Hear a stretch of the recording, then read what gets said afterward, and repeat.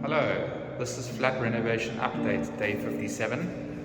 The guys are actually finished and I've just arrived to do an inspection of the place, and there's a couple of things that I need sorted out, like the toilet looks a bit skew, the 1 and 2 on the flush is not working properly, and just a few touch-ups in the bathroom maybe. Also on the front door, I've noticed over here it needs to be fixed, touched up. And just a few small touch-ups around the place where it hasn't been finished off properly, like like a mark-up there or something. Just a few minor things that I'd like to get sorted out.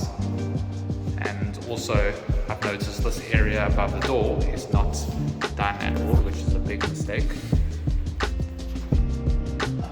I don't know why it looks like that, but that's what's happening at the moment.